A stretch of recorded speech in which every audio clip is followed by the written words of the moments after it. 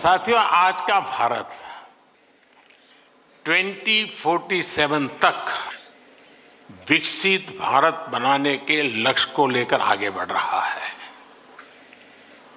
इस लक्ष्य की प्राप्ति में मोबिलिटी सेक्टर एक बहुत बड़ी भूमिका अदा करता है। This transformative vision takes center stage at the Bharat Mobility Global Expo, a landmark event celebrating India's emergence as a global hub for mobility. The inaugural edition of Bharat Mobility Global Expo in 2024 was an unprecedented success, attracting 150,000 plus visitors, 800 exhibitors from over 50 countries, 500 international delegates. Building on this remarkable foundation, the second edition promises to be even grander and more impactful. Scheduled from 17th to 22nd January 2025, the expo will be spread across 200,000 square meters and held at 3 iconic venues in Delhi NCR, Bharat Mandapam, Yashobhoomi and the India Expo Center and Mart, Greater Noida. Bharat Mandapam will host 6 concurrent shows. Yashobhoomi will host the Auto Expo Components Show 2025.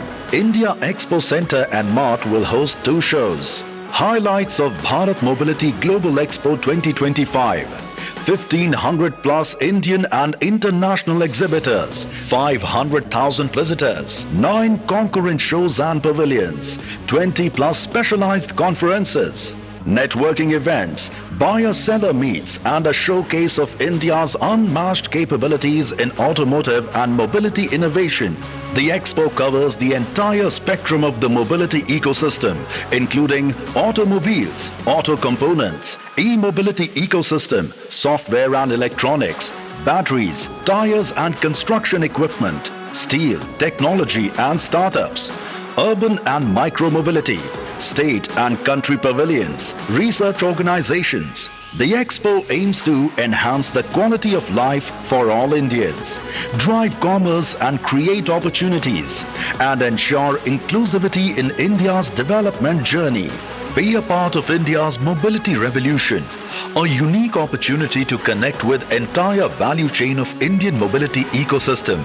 Bharat Mobility Global Expo 2025. Hashtag Mobility Reimagined.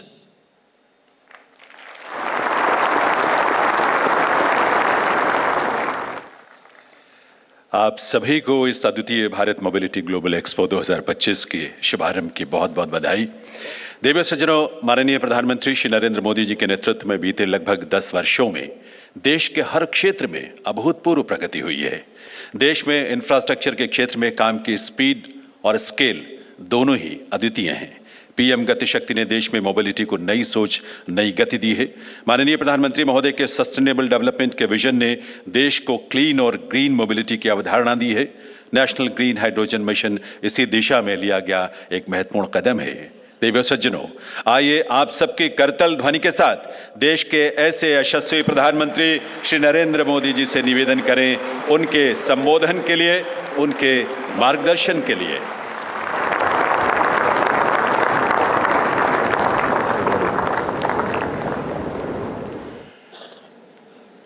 केंद्रीय मंत्रिमंडल के मेरे साथी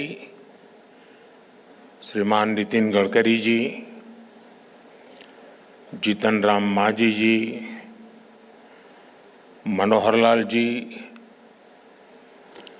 HD Kumaraswamy जी, पीयूष गोयल जी, हरदीप सिंह पुरी जी, देश विदेश से आए auto industry के सभी दिग्गज, अन्य अतिथिगण, देवी और सज्जनों, पिछली बार जब मैं आपके बीच आया था तब लोकसभा के चुनाव ज्यादा दूर नहीं थे। उस दौरान मैंने आप सबके विश्वास के कारण कहा था कि अगली बार भी भारत मोबिलिटी एक्सपो में जरूर आऊंगा।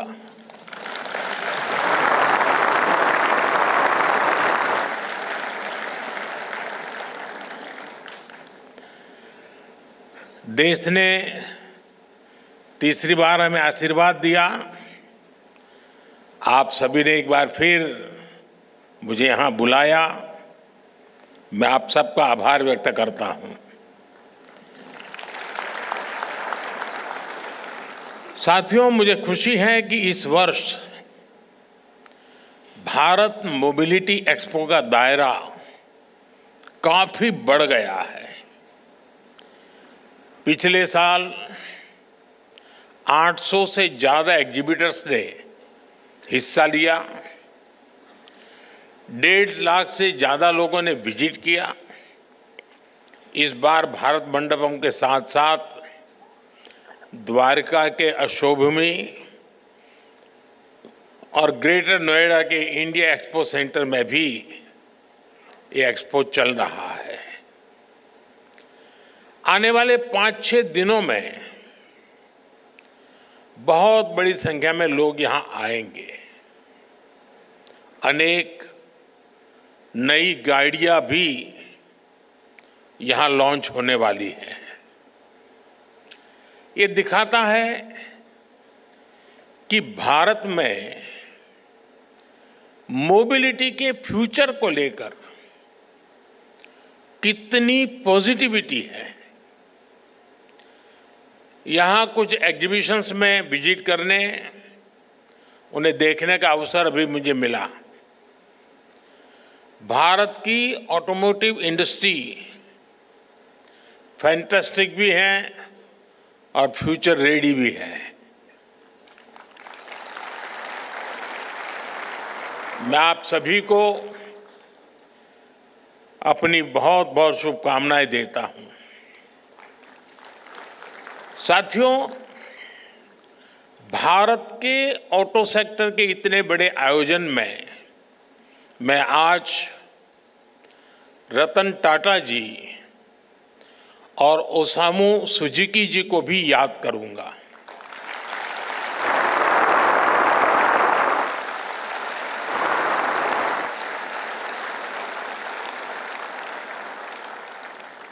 भारत के ऑटो सेक्टर की ग्रोथ में मिडिल क्लास के सपने को पूरा करने में इन दोनों महानुभावों का बहुत बड़ा योगदान रहा है।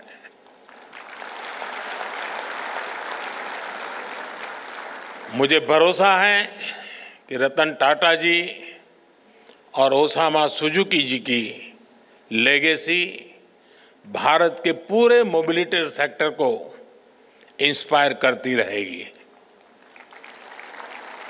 साथियों, आज का भारत एस्पिरेशन से भरा हुआ है, युवा ऊर्जा से भरा हुआ है। यही एस्पिरेशंस हमें भारत की ऑटोमोटिव इंडस्ट्री में दिखाई देती हैं। बीते साल में भारत की ऑटो इंडस्ट्री करीब 12% की ग्रोथ से आगे बढ़ी है। Make in India, make for the world के मंत्र पर चलते हुए अब एक्सपोर्ट भी बढ़ रहा है।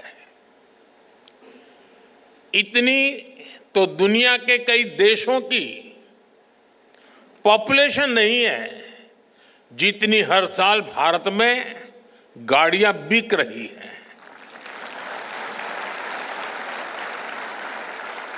एक साल में करीब 2.5 करोड़ गाड़ियां बिकना ये दिखाता है कि भारत में डिमांड लगातार कैसे बढ़ रही है।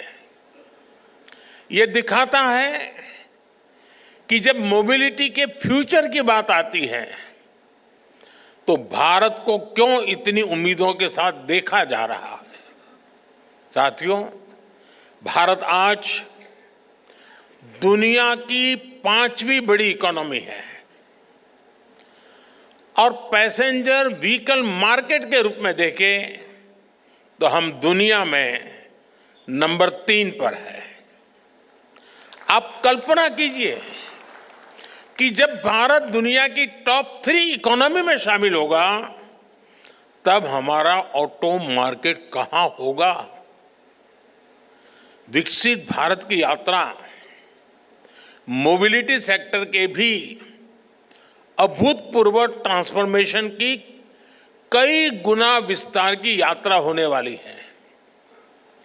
भारत में मोबिलिटी के फ्यूचर को ड्राइव करने वाले कई फैक्टर्स हैं, जैसे भारत की सबसे बड़ी युवा आबादी, मिडिल क्लास का लगातार बढ़ता दायरा, तेजी से होता अर्बनाइजेशन, भारत में बन रहा आधुनिक इंफ्रास्ट्रक्चर, मेक इन इंडिया से अफोर्डेबल व्हीकल, ये सारे फैक्टर्स भारत में ऑटो सेक्टर की ग्रोथ को पुश करने वाले हैं, नई ताकत देने वाले हैं।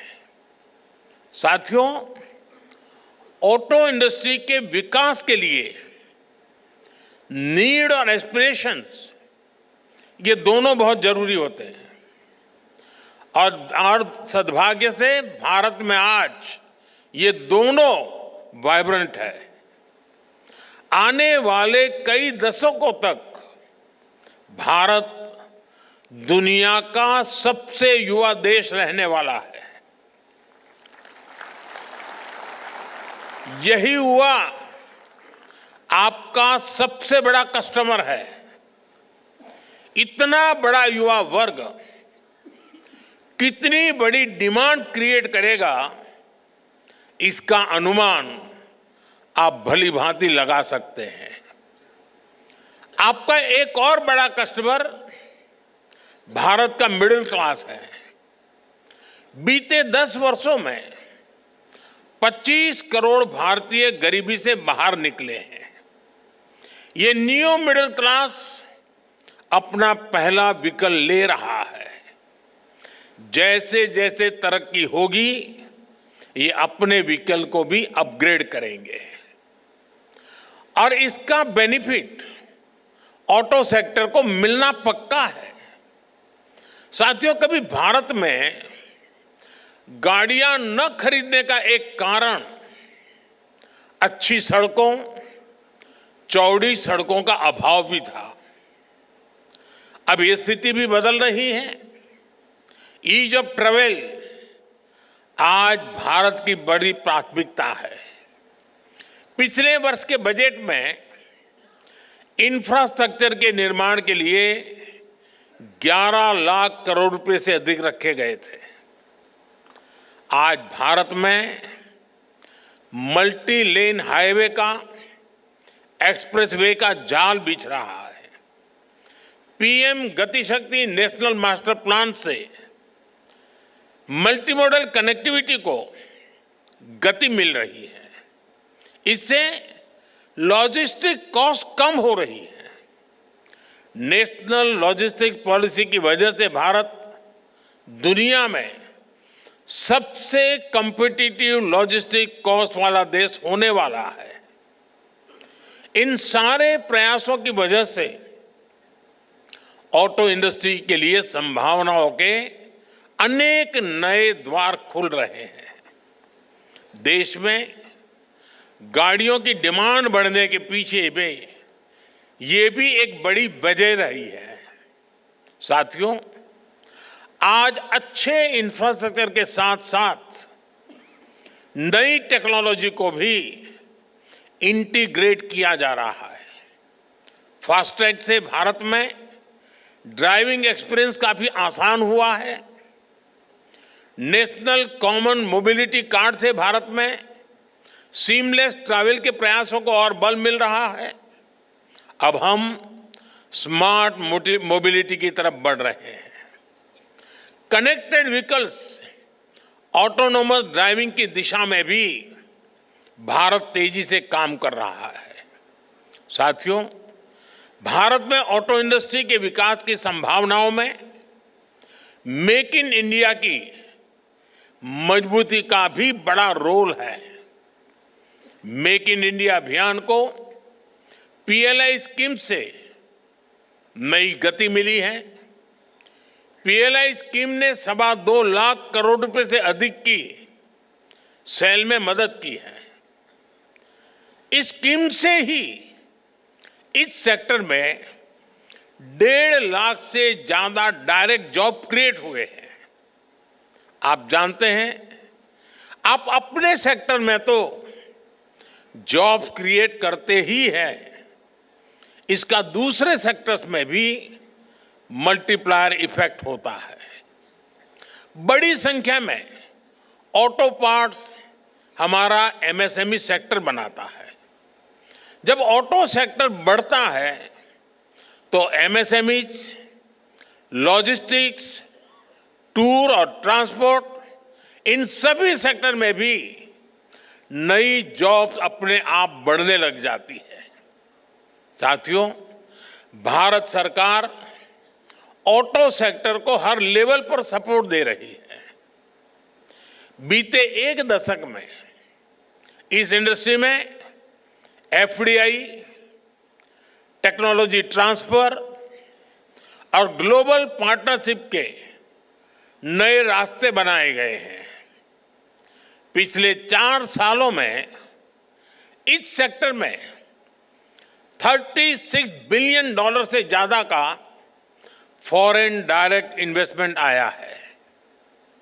आने वाले सालों में ये कई गुना और बढ़ने वाला है। हमारा प्रयास है कि भारत में ही ऑटो मैन्युफैक्चरिंग से जुड़ा पूरा इकोसिस्टम डेवलप हो। साथियों, मुझे याद है, मैंने मोबिलिटी से जुड़े कार्यक्रम में 7C के विजन की चर्चा की थी। हमारे मोबिलिटी सॉल्यूशंस ऐसे हो जो कॉमन हो, कनेक्टेड हो, कन्वीनियंट हो, कंजेशन फ्री हो, चार्ज्ड हो, क्लीन हो और कटिंग एज हो। ग्रीन मोबिलिटी पर हमारा फोकस इसी विजन का हिस्सा है। आज हम एक ऐसे मोबिलिटी सिस्टम के निर्माण में जुटे हैं जो इकोनॉमी और इकोलॉजी दोनों को सपोर्ट करे। एक ऐसा सिस्टम जो फॉसिल फ्यूल के हमारे इंपोर्ट बिल को कम करे। इसलिए आज green technology, EVs, hydrogen fuel, biofuels, ऐसी टेक्नोलॉजी के डेवलपमेंट पर हमारा काफी फोकस है। नेशनल इलेक्ट्रिक मोबिलिटी मिशन और ग्रीन हाइड्रोजन मिशन जैसे अभियान इसी विजन के साथ शुरू किए गए हैं। साथियों, बीते कुछ सालों से इलेक्ट्रिक मोबिलिटी को लेकर भारत में बहुत तेज ग्रोथ देखी जा रही है। बीते दशक में इलेक्ट्रिक व्हीकल की बिक्री में 640 गुना की वृद्धि हुई है। 640 गुना। 10 साल पहले जहां एक साल में सिर्फ 2600 के आसपास इलेक्ट्रिक व्हीकल बिके थे, वर्ष 2024 में 16,80,000 से ज्यादा व्हीकल बिके हैं।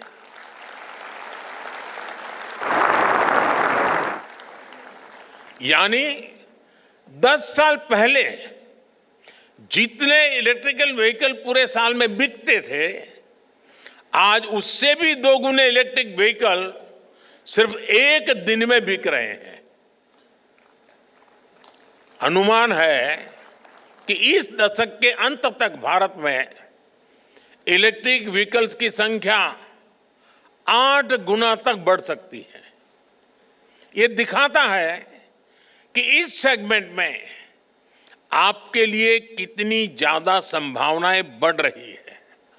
साथियों, देश में इलेक्ट्रिक मोबिलिटी के विस्तार के लिए सरकार लगातार पॉलिसी डिसीजंस ले रही है, इंडस्ट्री को सपोर्ट कर रही है।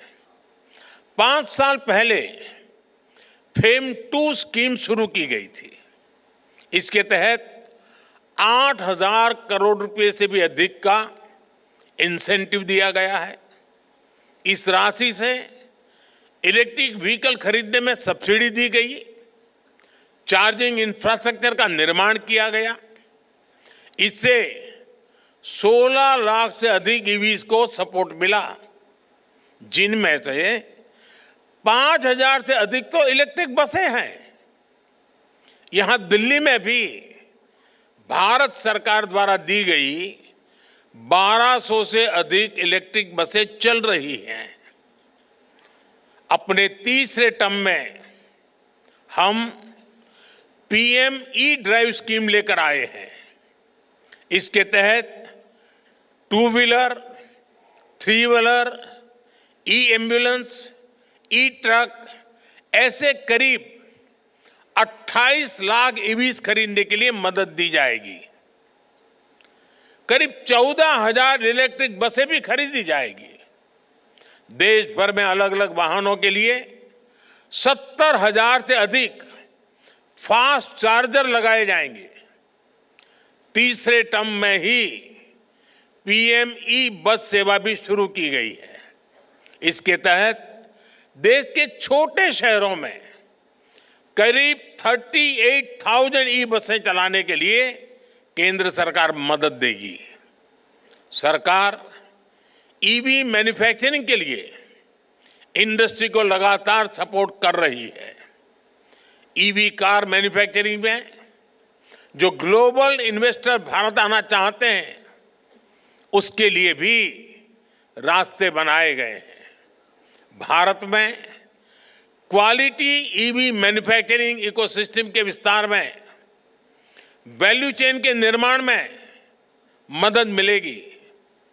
साथियों, ग्लोबल वार्मिंग की, क्लाइमेट की चुनौती से निपटने के लिए हमें सोलर पावर को, अल्टरनेटिव फ्यूल को लगातार प्रमोट करते रहना है। भारत ने अपनी G20 प्रेसिडेंसी के दौरान ग्रीन फ्यूचर पर बहुत जोर दिया है। आज भारत में ईवी के साथ ही सोलर पावर को लेकर भी बहुत बड़े लेवल पर काम चल रहा है। पीएम सूर्यघर मुफ्त बिजली स्कीम से रूफटॉप सोलर का एक बड़ा मिशन चल रहा है। ऐसे में इस सेक्टर में भी बैटरी की स्टोरेज सिस्टम की डिमांड लगातार बढ़ने वाली है। सरकार ने advance chemistry cell battery storage को बढ़ावा देने के लिए 18,000 करोड़ रुपए की पीएलआई स्कीम शुरू की है। यानी इस सेक्टर में बड़े इन्वेस्टमेंट का आपके लिए ये सही समय है। मैं देश के ज्यादा से ज्यादा नौजवानों को भी एनर्जी स्टोरेज सेक्टर में स्टार्टअप्स के लिए इनवाइट करूंगा। हमें ऐसे इनोवेशंस पर काम करना है जो भारत में ही मौजूद मटेरियल से बैटरी बना सके, स्टोरेज सिस्टम बना सके। इसको लेकर देश में काफी काम हो भी रहा है, लेकिन इसको मिशन मोड पर आगे बढ़ाना जरूरी है। साथियों, केंद्र सरकार का इंटेंट और कमिटमेंट एकदम साफ है।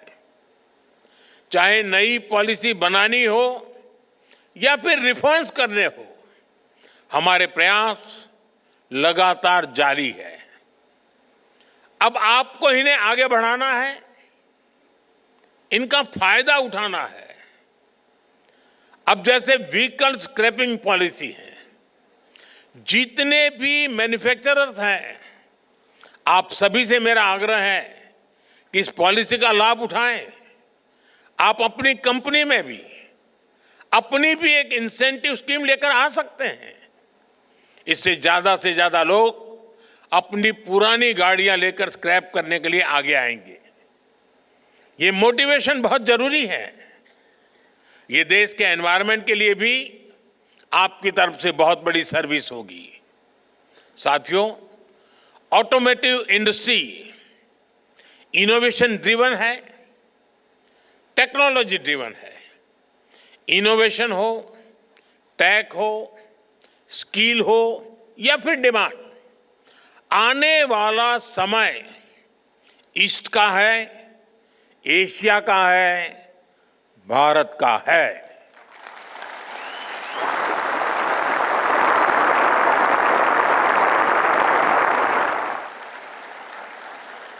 मोबिलिटी में अपना फ्यूचर देखने वाले हर सेक्टर के लिए भारत एक शानदार इन्वेस्टर के लिए भी शानदार डेस्टिनेशन है। मैं आप सभी को फिर विश्वास दिलाता हूं, सरकार हर तरह से आपके साथ है। आप make in India, make for the world के मंत्र के साथ इसी तरह आगे बढ़ते रहें।